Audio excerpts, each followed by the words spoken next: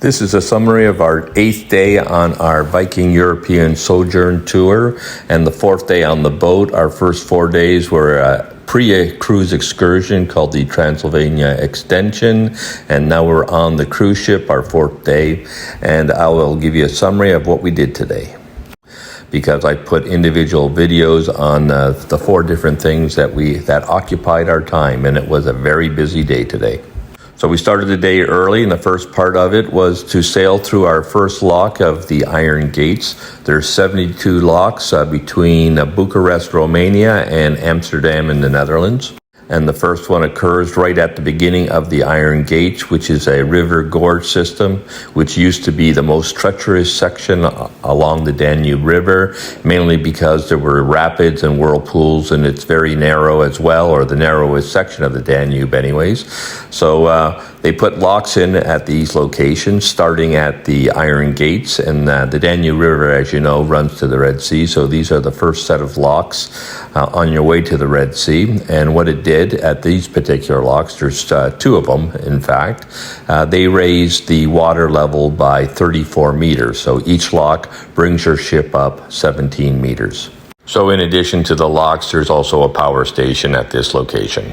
So once you leave these locks, you enter a stretch of the Danube known as the Iron Gates. It's 150 kilometers long, and it's called the Iron Gates because of its steep cliffs and gorges and rapidly running water. So the vistas are spectacular, but there's also a lot of history in this area. What you're seeing in the picture now is actually a monument, a Roman monument to a road that was built at this location. Now, unfortunately, you don't see the road anymore because when they built the locks, they raised the water level by 34 meters, so that road is now underwater. So there's a lot of boat traffic in this area. So in addition to our cruise ship, there was a lot of other cruise ships going through the Iron Gates, and there's a lot of pleasure crafts as well as some cargo ships as well. Now, as you can see, the scenery here is just spectacular. You see the high cliff, rocky walls along this narrow channel, and for about at least 50 kilometers here of this stretch, which is probably the most scenic in the Iron Gate, you see scenery exactly like this. It's really quite spectacular, and because of the high cliffs, obviously you don't see a lot of villages, although you do pass a few on your way to Golubac Serbia, where we'll be departing the ship for a hike known as the Vistas of the Iron Gate, which is a paid-for excursion offered by Viking. But before then, you pass a couple of other very scenic areas. The one most well-known is the statue to the Dacian King, Decebalus, which is coming up in the video in a few minutes. Now, Decebalus was a Dacian king, and his tribe, or I guess country at that time, his area of control may be a better way to say it, habited this area at the same time as the Romans were trying to come into the area, and the Romans were very nervous about him 2,000 years ago, so they offered him some money in order for him not to attack them. Unfortunately for the Romans, he decided to take that money and to improve the fortifications that he had already established, thus far making it even more difficult for the Romans to control. Well, I guess after this fact, Decebalus was so popular with his countrymen, they decided to erect a statue by carving it into one of the rock faces along the Danube here. I can't tell you how old it is, but I'm sure it's been around for a long period of time. And this is one of the largest tourist attractions and a place where all the river boats intend to either stop or, maybe I should say, cruise by very slowly. So we spent probably a good 15 minutes in front of this monument, and what was sort of nice is that the Viking cruise captain actually rotated the ship 360 degrees so you could see it from both sides. So if you happen to want to stay actually in the dining room or in your cabin, if you had a balcony, you didn't need to be on top of the ship. But it was a perfect day, pretty good weather. It was fairly warm, so a lot of people on this particular cruise, and we were on the Viking Vidar, stayed up top just to get a really good feel for the surrounding areas and really enjoy the cruise, as well as catching the best glimpses of this particular monument.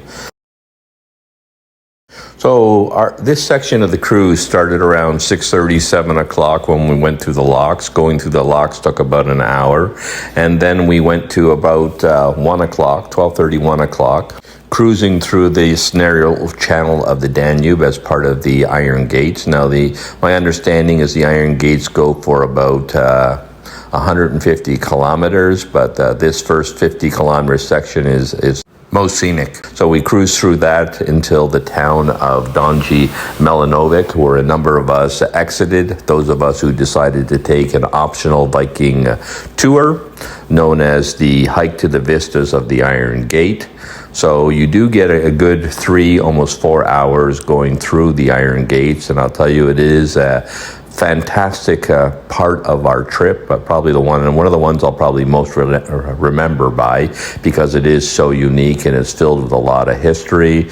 And you'll learn a lot of the history because our cruise director, the Viking cruise director that is, explains it all to you while you sit on the deck. And while you sit on the deck, they do serve you refreshments, hot drinks, and if it's cooler outside, they'll give you blankets and so forth. So a pretty unique thing to do, and something I think I will always remember. So our next thing was to get off at Donji Milanovic, and we grabbed the bus and we headed to the Deerdap National Park, where we started our hike as part of the hike to the Vistas of the Iron Gate. So the ride to the entrance of the park was probably 45 minutes or less. Very easy up into the mountains, and then we get off, and the hike I would rate as medium, maybe even easy. It is through the forest. It was 1.2 kilometers there and 1.2 kilometers back. The trail is quite wide, not a lot of hills, a little bit of ups and downs, but then you open up I should say the forest opens up, you come up to the plateau where there's actually no trees, and you get these incredible views of the Danube. When I say incredible views, you can see many kilometers in each direction, so you see a very wide stretch of the Danube River, and also you see a city across the way. And I believe that city was formed when they actually built the locks. It might have been there beforehand, but it doubled or increased dramatically in size, because apparently there was about 10,000 people located in smaller villages all along the Danube here, but when they put the locks in, all that land was flooded out and they had to all be moved into villages such as what you see across the river here. Now in the far distance you see the town of Donji Milanovic, where we got off our boat. There's actually another cruise ship there at this time. It's not ours. Once they dropped us off, our Viking Vidar sailed on to Golubac, and we are going to head there when we get off this hike. We'll travel by bus there and also see a fortress at the same location. So during our hike here, our guide, who was from the local area, explained the history of this particular area. He said one of the interesting things, or one of the changes that occurred when the locks were put in.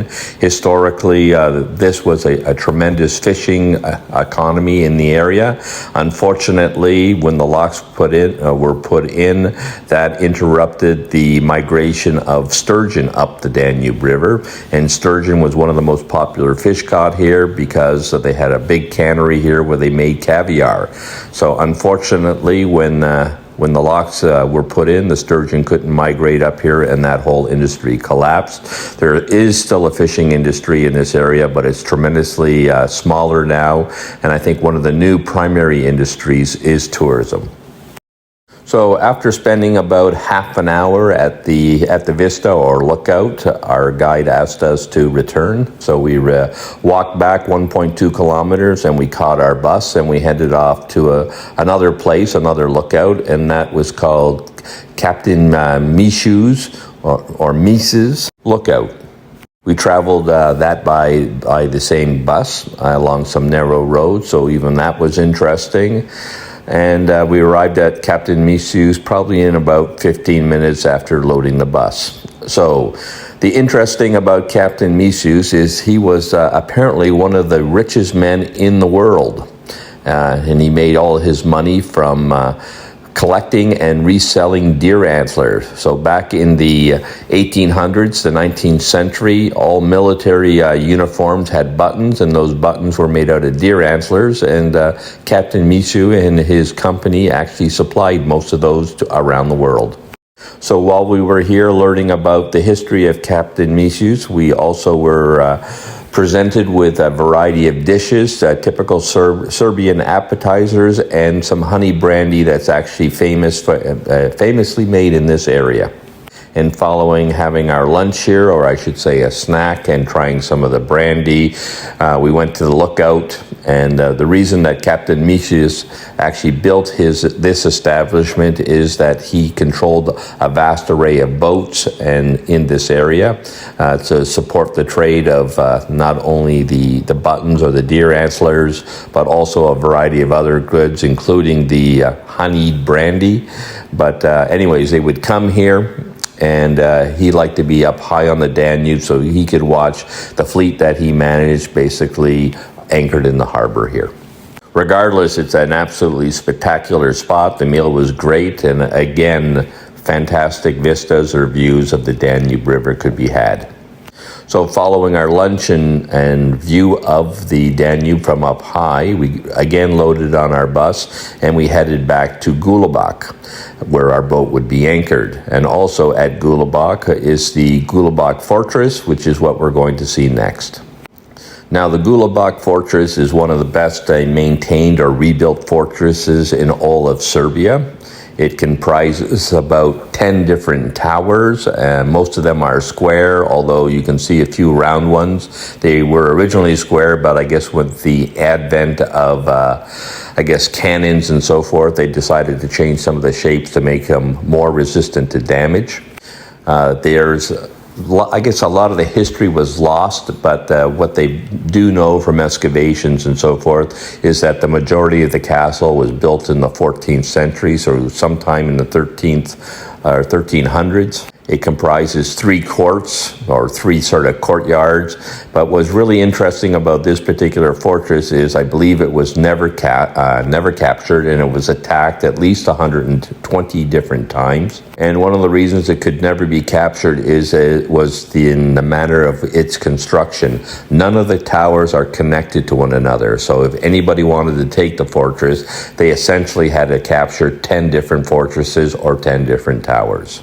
Now, the first 2 sections are easy access, easy to walk to, but I will say this higher section, which you need to pay extra for, but it was also included with our tour of the hike to the vistas of the Iron Gates, a little bit tricky. There's lots of stairs with handrails, but there's also sections where basically the stairs haven't been reconstructed, and the handrails are, I would say, are more like chains, and therefore the guides have to help you get from one section to the next. So if you have any mobility issues or you have any fear of heights, it is probably not worth going to the third section. But the first 2 sections are easy access. And from this section of the video, you can actually see how difficult it can be. Now, the real benefit of going up to the top tower are the views. And I'll say the views are spectacular, not only of the fortress, but of the Danube. And we had a real pleasure of being able to see our cruise ship anchored at the dock just outside the fortress. Now, another interesting aspect about this area is, although the fortress was built in medieval times in the 13th, 14th century, there were actual Roman and Byzantine settlements here prior to that. So on the site, they've actually excavated some ancient Roman kilns, and you can take a look at those as well. Now, in addition to climbing up to the top of the fortress and seeing the tremendous views, there's also a very nice museum in the central courtyard, which I'll show you next. So in addition to a tour of the fortress, as part of the Viking standard cruise package, you're allowed to go into the museum, and I highly recommend it. It's fairly modern. They show some artwork of the time. They have placards explaining the history in both Serbian as well as in English. During the excavations of the tower and the renovations, they unearthed a lot of different artifacts, all of which are on display here. They also have displays of different tools used by the farmers and merchants, as well as armaments used by some of the warriors who maintained or were housed at the fortress. Now, the fortress is in great shape. One of the reasons is in great shape is that it was taken over by the area here. I think they got UNESCO or European grants to rebuild it. At one point, probably in the last 20 years, the road around the Danube actually used to run right through the fortress, and they had to move that road to go around the fortress. And therefore they had to rebuild, remove that asphalt and so forth, and put in new cobblestones and that you see right now. So everything is in very good shape. It's well maintained by the local area people. Another interesting fact about the fortress is that it used to be a lot bigger in some respects. The reason is that when they built the locks on the Danube River and then raised the water 34 meters, part of this fortress was flooded out, including this number 10 tower. It used to be on dry land, but now most of it is actually submerged. And one of the interesting things about Tower 10, what I found interesting, was they put in some of the replica cannons that would have been used on this particular fortress. And the reason there is cannons here is this particular fortress was strategically located not only to protect the area, but they also controlled ship traffic into the Iron Gorge, which is quite narrow. They used to run a train across to an island over the most navigable route, but they also defended it with cannons.